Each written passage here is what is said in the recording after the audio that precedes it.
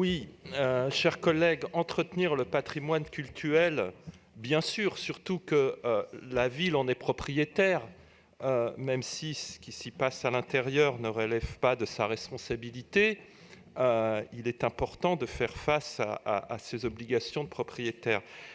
Mais avoir recours à la publicité pour y parvenir, non, euh, parce que, cela a été dit, la publicité dans l'espace public encombre nos esprits, il est impossible d'y échapper et cela est absolument contraire à la liberté que chaque citoyen devrait avoir de ne pas voir son temps de cerveau occupé par des messages commerciaux non sollicités. Donc, que ce soit encombrant nos trottoirs comme les MEI qui ont été réinstallés, les 1630 mobiliers urbains qui entravent nos déplacements, eh bien la pub par voie d'affiche et par bâche encombre nos esprits. Donc il faut non pas y mettre fin progressivement, mais y mettre fin rapidement. Euh, nous serons, nous les écologistes, très attentifs à ce que les publicités sur cette bâche soient conformes à ce qui a été préconisé dans la délibération, c'est-à-dire promouvoir des visuels favorisant l'utilisation des énergies renouvelables. Si malheureusement la délibération était acceptée, nous y serions très attentifs. Et évidemment, refuser tout visuel qui porte atteinte à la dignité humaine pour éviter notamment les messages qui véhiculent des stéréotypes sexistes, lesbophobes, homophobes et grossophobes aussi. Et bien sûr qui respectent le caractère cultuel de l'édifice, nous n'y voyons pas d'inconvénient.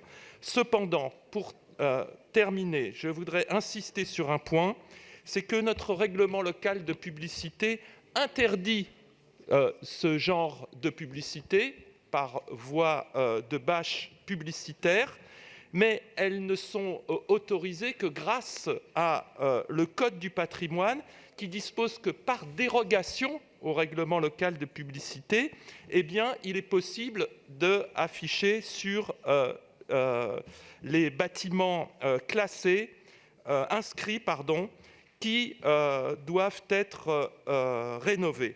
Bien sûr, l'affichage ne peut excéder 50% de la taille totale, de la surface totale de l'affiche et ne pas excéder la durée des travaux. Enfin, parce que cela ne semble pas avoir été compris, les fonds récoltés par cette publicité doivent exclusivement être affectés à la rénovation de l'édifice. Ce n'est pas des fonds que la ville se met dans la poche, non, elle les affecte directement, c'est la loi, à la rénovation de cet édifice. Alors, là-dessus, il me reste encore un peu de temps, j'ai 5 minutes, non ? Donc là-dessus, je voudrais pointer deux choses. C'est que la redevance versée par JC Decaux, donc qui va avoir ce marché publicitaire, est énorme.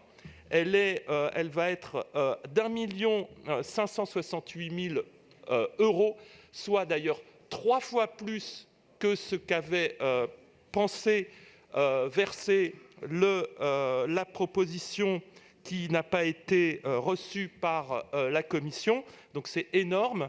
Et on pourrait lui demander de faire un effort, c'est-à-dire comme les écologistes l'avaient proposé au moment de l'adoption de notre règlement local de publicité en 2009, c'est-à-dire que s'il y a des entreprises qui veulent financer des travaux de rénovation des édifices cultuels, eh bien qu'elles utilisent le mécénat, c'est-à-dire qu'elles mettent en œuvre une bâche artistique.